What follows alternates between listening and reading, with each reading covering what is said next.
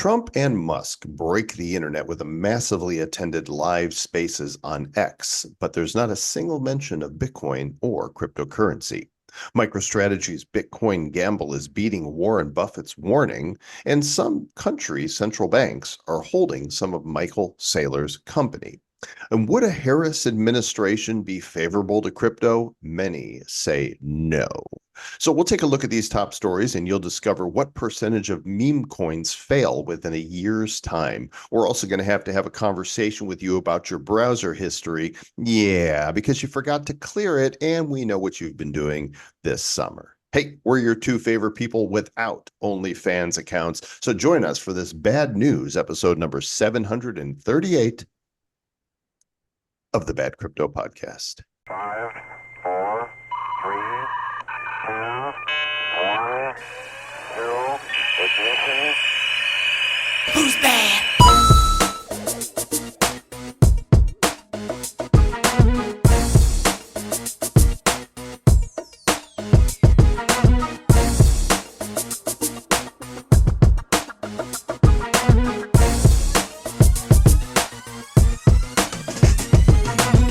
Time I said that, and now Travis has set up his OnlyFans account, and if you guys want to see pics of Sir Lord Travis not wearing a hat, that's what he does on his OnlyFans. He takes off his hat so you can see his naked scalp. That's so funny. I saw one of my best comments ever on Instagram. There was she's a beautiful woman. She's actually a fitness model, but she had her hand amputated somehow. And so she had this really cool robotic hand, and she was describing her hand. And then it actually went it was like in a grasping sort of a thing, which was like, oh my, she's going to grab a penis and rip one off with that. But I asked her, I said, oh my, does she have an OnlyHands page? Oh, that's good. That's funny, Sir Lord Travis. That was good. It was one of my most liked ones. That's a good one.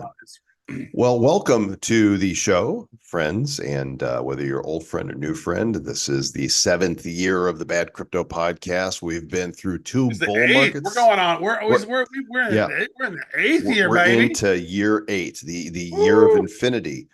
We've been through 2 bull runs. We've been through 2 bear markets. We're now entering into our 3rd bull run. Things are heating up. It's getting very interesting. And hold on. We've been through a lot of bear runs. We've been through a lot of bull runs, and you've dealt with a lot of bullshit because you've been tuning into our show for so long. Yeah, if you're listening to the show, you might have the runs.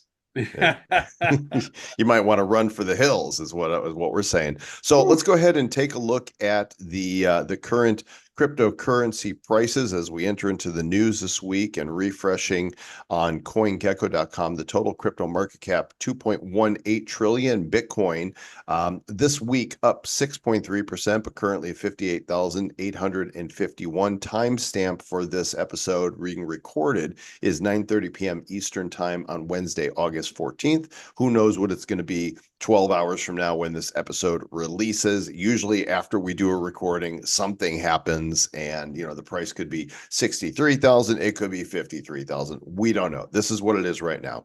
Ethereum 2651, BNB 525, Solana is $145, XRP 57 cents, Toncoin 681, and rounding out the top 10 is Dogecoin at 10.2 cents. Any big winners this week, Sir Lord Travis? I think the only big winner was probably people who listen to Twitter Spaces. And, oh yeah, but no, but we're looking at some big winners this week in the top 100. Mm-hmm. Check it out. Helium popped 54%. We talked about Helium a long time ago. Yeah, and on $28 million in volume, that thing's over $1 billion market cap now. Sui up 50% in the past week. Sats up 47%. Aptos. So Aptos and Sui both up over 30%. Both of those were teams that were originally in the Facebook Libre platform. Yeah, so they left that. Toncoin also up 27%. There's so much cool stuff going on Ton. Like, I am loving Telegram more and more. There's some other ones that went up pretty big this week. Injective up 27%. Celestia, TIA up 26%. Phantom up 26%. And Thorchain, the runes up 25%. So there was a few big winners And I'm just glad to see the market cap, Joel. I'm glad to see it up almost at $2.2 trillion Mhm. because that's good. Things are moving, and people aren't quite as fearful as they were last week. We are now at 29 fear, although it says here 48. That's silly because I remember we did the show last week. It was like, I don't know, 22 or something.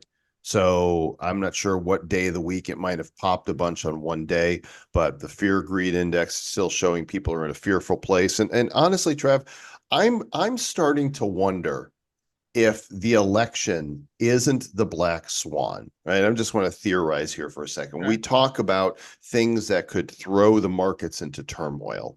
And I'm just going to put this out there right now and say if an avowed Marxist is able to take the presidency of the United States of America, all bets are off. Like the markets are going to go into a massive panic. That is my prediction.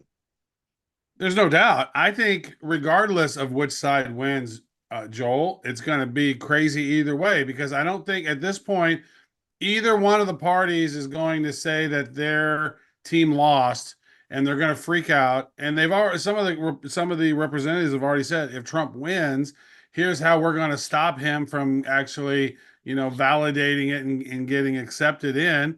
And so they're showing their hand a little bit. And then if the Democrat side wins, then we saw what happened January 6th last time. This time it might be a little bit more violent, a little more blood in the streets. I don't know. It's just real crazy when you watch it all. But I think regardless, uh, November through February is going to be really, how do I say it gently? It's going to be fucky.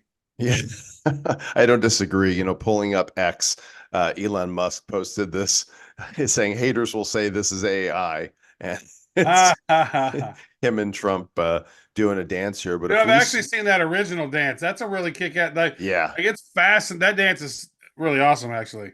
I'm trying to scroll down to where the actual audio was from the spaces on Monday, so we Yeah. can How many see it. total listeners at this point, I wonder? Yeah, that's what I'm looking for. He did a lot of tweeting today. He is really did, and you saw that the one of the leaders of the EU sent this threatening letter to him, Yeah.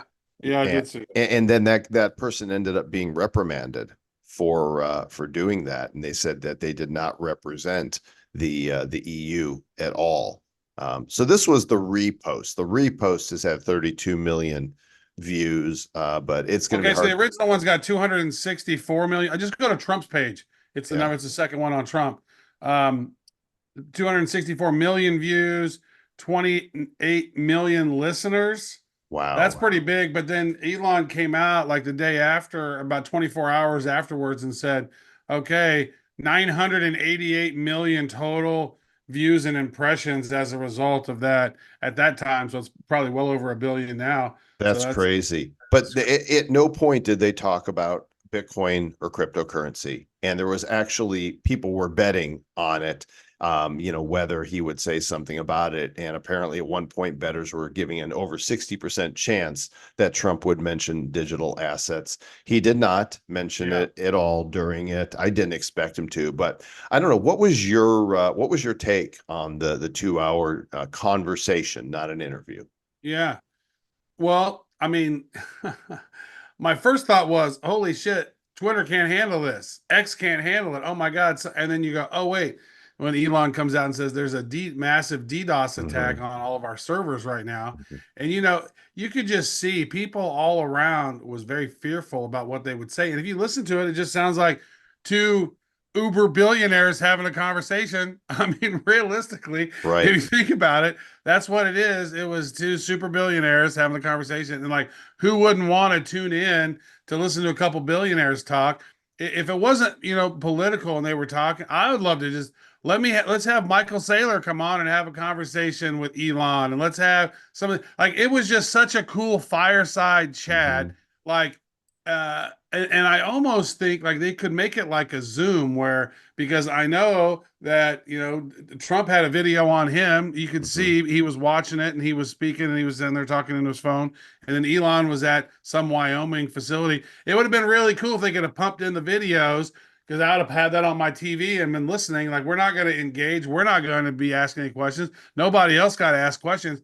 But it was really cool. I really wish, and I saw one of your tweets about it. We should have something like this with political leaders weekly, right? Yeah, At least bi-weekly. Something. This was really cool. Like, you feel part absolutely. of something. I felt like the first hour was a lot of Trump reiterating stump speech stuff. Like this is a new format for him. So he's Yeah. campaigning. But that second hour, he really relaxed into the conversation. You got to feel like this is. So I was talking to a friend yesterday who has met him multiple times, hung out with him, hung out with the campaign, and they say he's so cool to hang out with. Like you'll be talking and he'll just say, "Oh, this it reminds me of this song," and he'll go, "Have you heard this?" And he'll just put on the music. He has his iPad that he carries around with him, I guess, and he'll just like put on a song and say, "Listen to this, isn't this cool?" He like plays DJ for people, and Well, anyway, he is DJ. He's DJ Trump. yeah, he is DJT. So of course, people are like, "Well, Kamala should be on there too." Absolutely, Yeah, I think they all absolutely, should. but she If you're an won't. important person in politics and you care about what the people had to say and you want to listen to them, like here's the thing. Like she's now been the presumptive, candidate for almost 3 weeks. Coup. She's done zero Yeah. media, no interviews. Like that Explain they're that. kind of doing that Joe's in his basement thing, right? How are Yeah. you gonna keep hiding these people for so long where so that's how if you have a brain, you can see how they look to rig these things. And now Kamala, with all of these polls that they're putting out, I don't know how much bullshit those are, but Mostly. oh, it sure looks like Kamala's going to be the oh my wow she. And so then if they do try to cheat and win, Kamala has a much better chance because everybody knew Joe wasn't going to win. Yeah. Well, and there's no way she says yes to a spaces. There's no way she says yes to any type of interview where she's going to be asked hard questions. Not only is she not competent to answer the questions, if you look at any time she's spoken, it's this hyperbole that goes nowhere, right? Well, I got to pull back on that because I think she is intelligent, but I also think because her father was a Marxist economist, Mm-hmm. that when she says that thing like, we want to be unburdened by what has been like that. That's And she just Marxist. keeps saying it. That's a Marxism statement where she's saying ignore almost like what happened in China when they had the Cultural Revolution, almost like when the Bolsheviks took over in Russia or back in the day. And it's eliminating the past so we can move forward with our agenda is what she's saying. And she's sing-songing it in a way that it's almost so we're spellbound by it. We're going to be unburdened by what has been, and we're not going to deal with these evil capitalists who've invented everything that you hold dear. Like, could you imagine? I was thinking about this the other day, Joel. Could you imagine, like, our society? I think 100 years ago, our society wouldn't have a problem. They could just keep on moving on. Now, like, if we don't have electricity, if we don't have an air conditioner in our house, like if we don't have a fridge to store our shit, like we are ruined. Like we don't know how to do any of that old school pioneer shit. So speaking of, I live in Puerto Rico and we had a storm come through yesterday and the back end of it kicked our butts. I think we had gusts up to 70 miles per hour. We are currently, the whole community, except those with generators, is without power. And I'm at my friend John Lee Dumas's place right now. That's the headquarters of Entrepreneurs on Fire. So I'm broadcasting from EO Fire, from Fire Nation right here. Nice. And you got a big nuclear thing behind you, so you're bringing the fire. well, that's because You Elon and notice, Trump blew up the internet.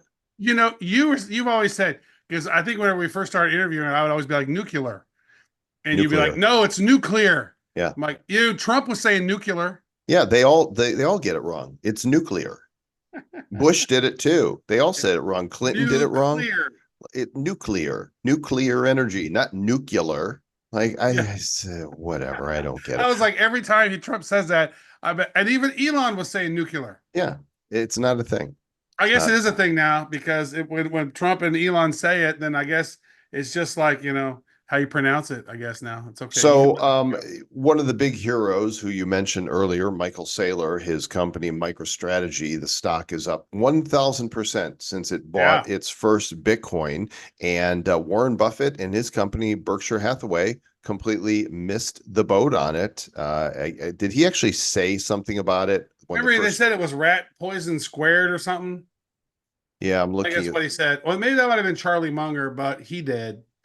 Well, look at this chart right here. So this is a chart of MicroStrategy versus Berkshire Hathaway, and you can kind of see they track through the markets here together. But then, boom, But I Saylor mean, I gotta applaud runs Berkshire away. Hathaway though, because Warren Buffett sold a bunch of stuff before the big crash that had happened. Like he called the top, and he was getting rid of Apple stock and all this other stuff, and then sitting in T bills. I think is what they say he was doing, sitting in almost $300 billion of T bills. That dude could go in and buy some Bitcoin and just move the market with the big daddy Buffett nuts on the table. Thud. Like, Big I'm gonna buy Daddy something. Buffett nuts. Those nuts. So you're right. Buffett is the one who called Bitcoin rat poison squared. Charlie Munger, Yeah. who's no longer with us, said Bitcoin's price would crash to zero, calling it a quote disgusting product. So, but the numbers here don't lie.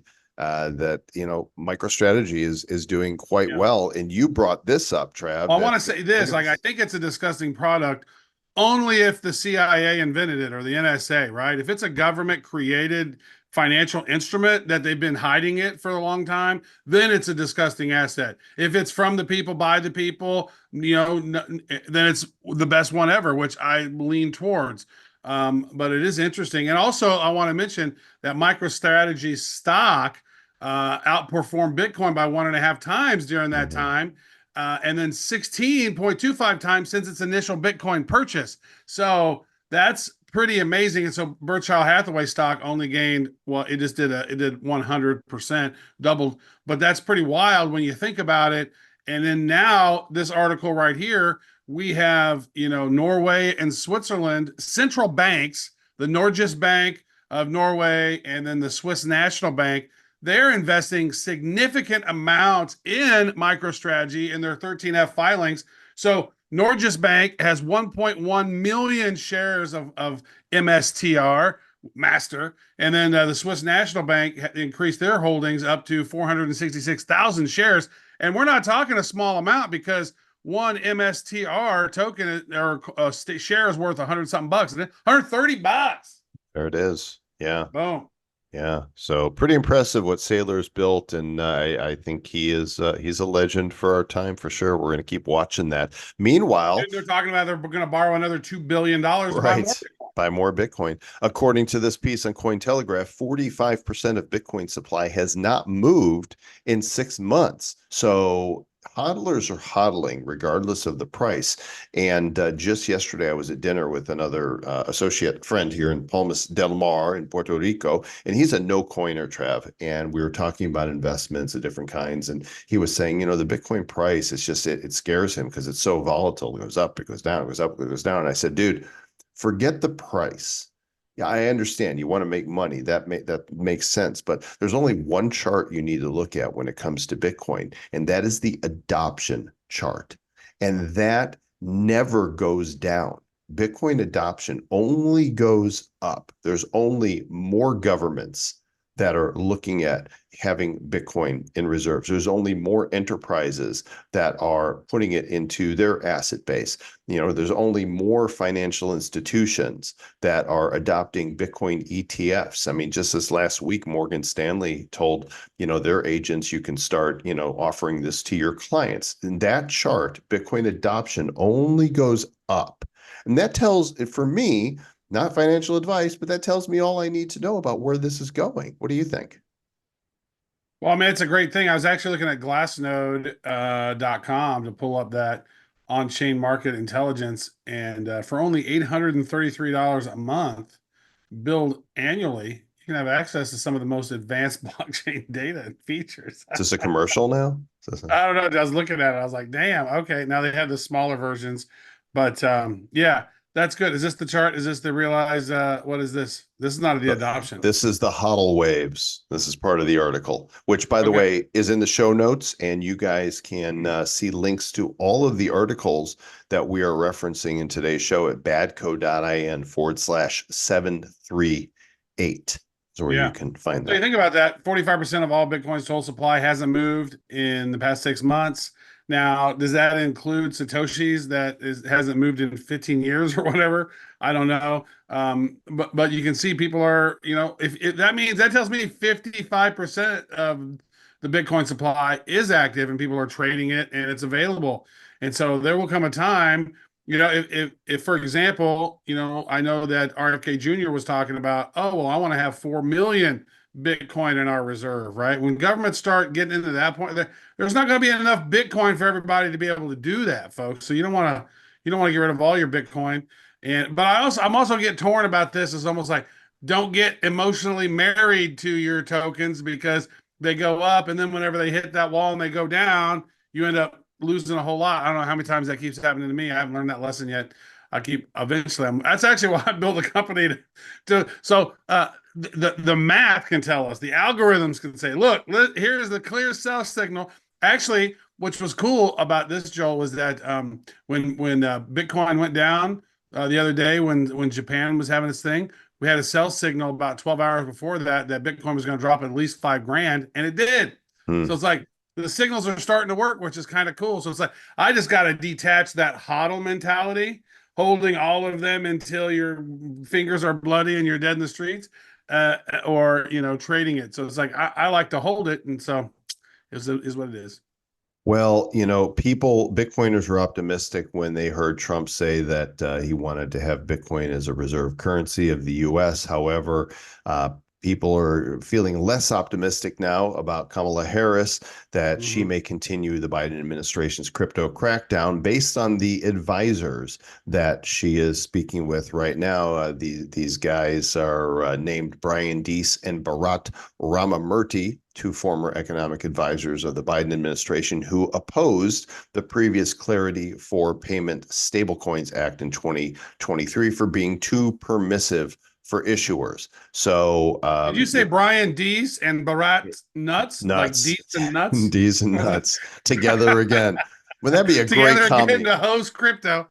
Yeah, thanks a That'd lot. be a Well, here's the thing on this, Joel. I want to say is that yeah, it makes sense for these top people to criticize crypto because crypto takes away the power from the hegemony that's up there in the government. yeah. Like the government wants more and more control. They don't want less control. So they're going to say, hey, this is going to be bad for business because how are we going to be able to give $100 billion to Ukraine and get our kickbacks if it's all on chain?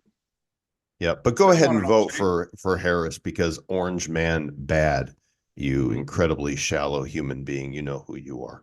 So, meanwhile, this article just popped up here right next to it. Senator Chuck Schumer, one of the biggest tools in our Congress, pledges a pro crypto law if Harris is president. So, I think that even though the administration is not saying anything, somebody's coming along because they want to pander to the crypto community as well, and he says that he's going to introduce some sort of bill that he calls pro crypto legislation. But of course, if they're calling it pro crypto legislation, it just means that they are pro finding a way to control it. That's what There you go. those are the lines I read between right there. Mm. That's probably pretty good reading, and it really is. It's all about the control narratives. But he says, "Hey, pro crypto laws, because we'd like, we saw that those Bitcoin people really like crypto. But think about it, like what percentage of Americans hold at least some crypto? Mhm. That number's what 20% of Americans at this point, 20 something percent. I mean, Is it? I don't know. worldwide, I don't know exactly. I remember seeing something around 20%. And those are voting people, and we're trying to eliminate all of that technological advances and send it elsewhere. That doesn't make sense. And so don't do that there, folks. Next article talks about some really interesting stuff around blockchain-based elections as a real option with zero knowledge tech.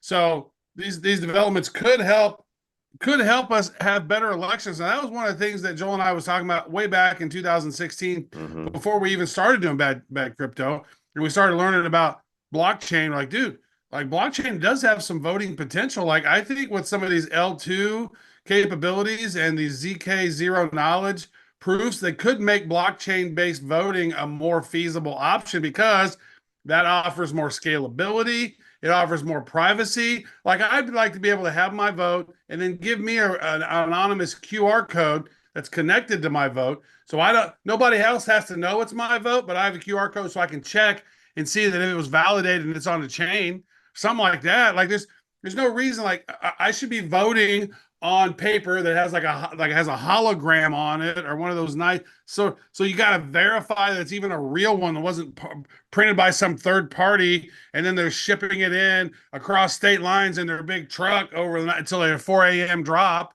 Like there's so many areas that elections can be made fraudulent. We have to find ways to make them secure. I don't care if you're a Democrat. I don't care if you're a Republican. I don't care if you're a libertarian. I don't care if you're a libtard. I don't, whatever. I just think we need to have fair elections, and then you don't have people disputing them if they're fair. Well, honest elections is the only way to go about it. And I've got to say, it is what it is. There's only one party that's against voter ID.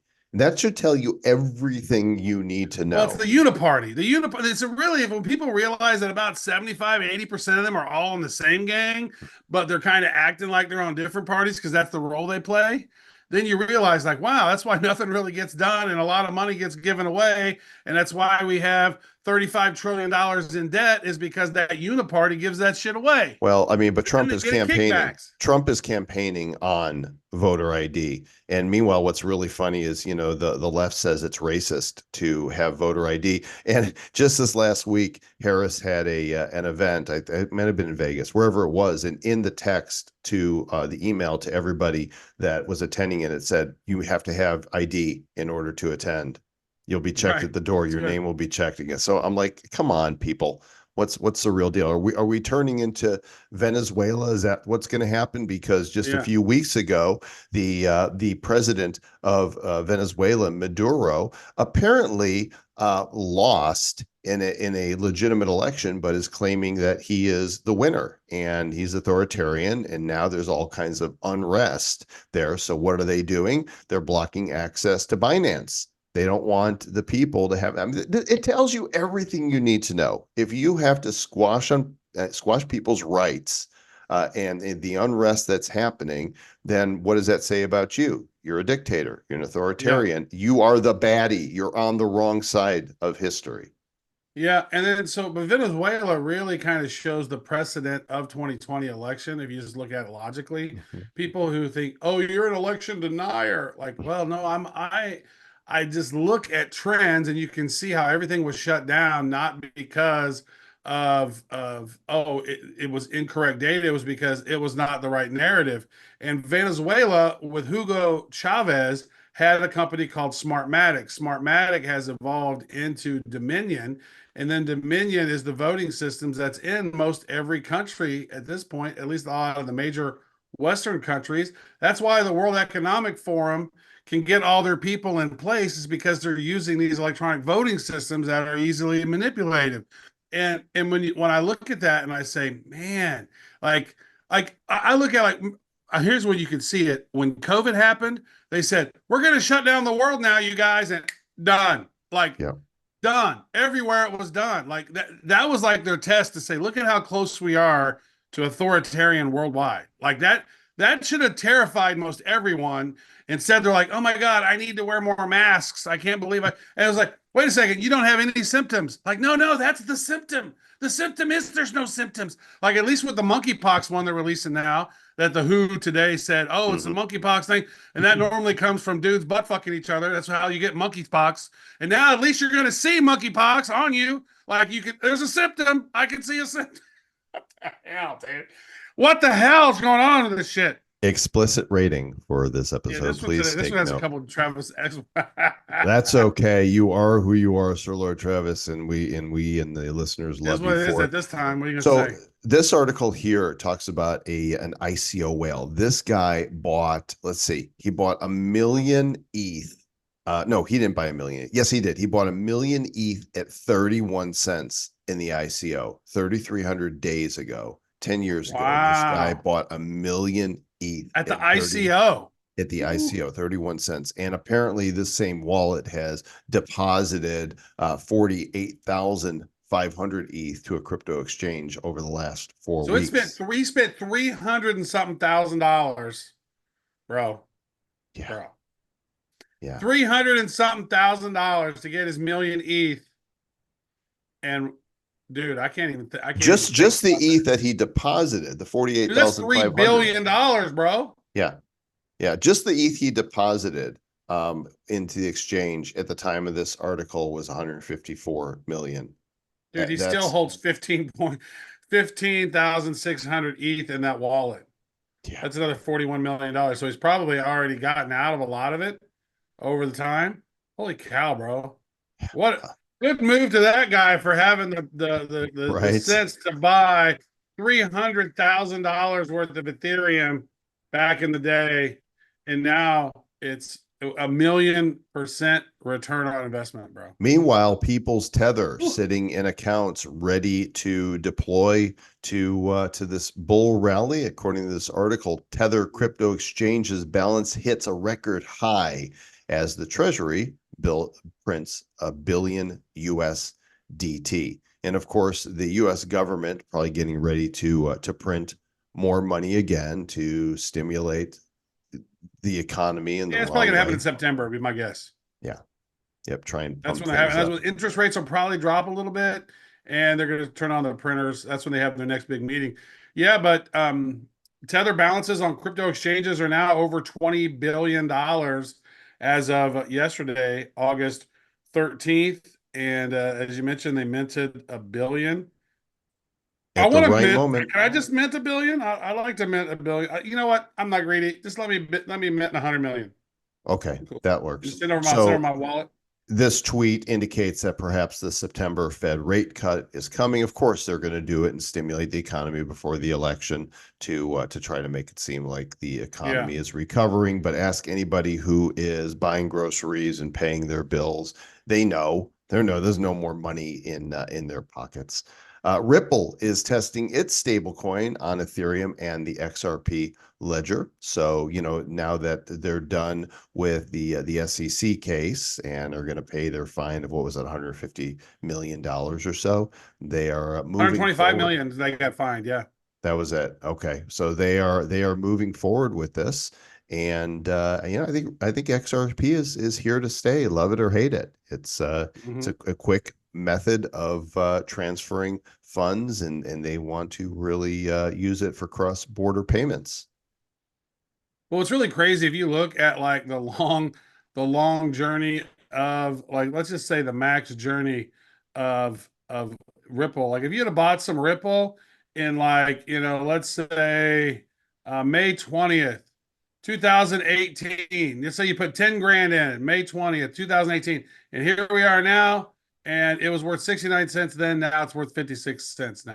Yeah. Like you lost money over 6 years. You would have lost money. Like that's insane. I remember, dude, we were doing the podcast back in the day when it spiked up to like $3, dude. Yep. Like three something dollars. I don't remember, 350 or something. I don't remember what the exact number was. Let's see if I can find out what that exact number was. 340. It popped up to 340, and now it's like 10% of that price, and that's crazy to me. And people are still so hyping it, like it's almost like Peter Schiff and gold. Eventually, XRP. I'm gonna be like on my grave, XRP and gold are going to the moon. But interestingly enough, gold is at near an all-time high today, 2450. I think 2,480 was its all-time high. Yeah, So gold is yeah. strong right now. And Yep. what does that But tell you you? look at the math of it. I mean, Peter Schiff's been hyping it for so long, it hasn't even doubled in value. No, nope, it has not. Here's a couple funny stories. Well, not funny to those who have lost, but the British Columbia Securities Commission has revealed how Easy BTC's founder misappropriated millions in customer funds for personal use. The guy's name is David Smiley, not Smiley, two L's. Smiley defrauded customers by misappropriating approximately 13 million Canadian dollars, that's 9.5 million in Mm-hmm. USD, of their crypto investments, and used the funds for, get this, gambling. Hookers and Well, cocaine. it doesn't And it's say like that. apparently hookers and cocaine are not appreciative as Well, assets. it does say personal use, so I guess that could Right. fall under it. But what He they're put he talking put about half here, of it on red, folks, and yeah, then and now his crypto market, his crypto portfolio is we're also we're red. we're gonna Yeah, be great rich. job there, Mr. Smiley. I Smelly, can smell you smelly. from over here. Smelly. We talk about the meme coins because we like the meme coins, whether they're shit coins or not. They come out every day by the dozens, right? People are releasing meme By the coins, dozens. maybe hundreds, all By the the time. thousand. It's so But easy now to mint one, dude. It takes you less than a minute, bro. this research by Chainplay revealed that 97% of projects have failed in 2024, that they don't last a year. It's a short and volatile life, which, remember I told you before that we are super cautious and careful about talking about meme coins, specific ones on the show. And about 6 weeks or so ago, we agreed to do advisory for the Finky coin. And this coin, gang, not financial advice, but still has a market cap after almost of 2 months of close to $400,000. Most meme coins can't say that, and there is a long-term game plan on this thing. I'm super bullish on it myself, and I It's actually, hilarious though to have a monkey making trades yeah, like, and then like, oh, this trade is winning. This trade, it's just a funny, dude. I don't know. So here's the thing. You said this that most meme coins fail within a year, right. and then most meme coins disappear by the end of the month, right? And so very, very highly speculative. And most meme coins are a lot of over 55% of meme coins are actually malicious, Yeah, right? rugs. Yeah, and on the base blockchain, they have 59% of their tokens are malicious or they're rugs. That's crazy. And they say that 28% of people have fallen at least to one meme coin scam. And so I think that you got to bring some validity to that. And then also you have all these sniper bot tools that are coming out now that are literally is like they have the alphas in the little groups, and then like, oh, here's the contract address, and then there's one called like banana bot or something, banana gun bot, and and there's one for there's I think it's a Solana one. There's some other ones, and but you got to buy their tokens to be able to use it or whatever. But I think banana gun is one of the more popular ones. But now these bots are coming out, and so oh, that token just comes out. It has a $5,000 market cap, boom, and they're like buying in and they're like, and they're just auto trading and shit, dude. So it's like, you mentioned it earlier. You said, oh no, I think it was on one of the Twitter Spaces that I was on, and they said it's not that you're making all this money, it's that you're taking some other fool's money. It's what exactly. And every time you have a winner, you have a loser. And that's how Wall Street operates, gang. That's how retail Wall Street operates. They make their money when you lose yours. Mm-hmm. Sorry to break the news to you, but that's exactly how it I'm sorry to functions. tell you, but you're a loser. Okay, everyone knows it. Well, that is going to wrap it up for this week. Hopefully, I get my power back here soon. I miss having my power. Don't take my power. But it's good to have homies that allow you to hang out in Fire Nation. Absolutely from Fire Yeah, he's Nation. one of the good guys. Thank you guys for listening, subscribing, sharing this episode. We hope you've enjoyed it, and we will catch you again probably next week. What do you think about that? Next week. So Probably, almost every week we do the show. just about. Yeah. All right. See you guys then. Stay bad.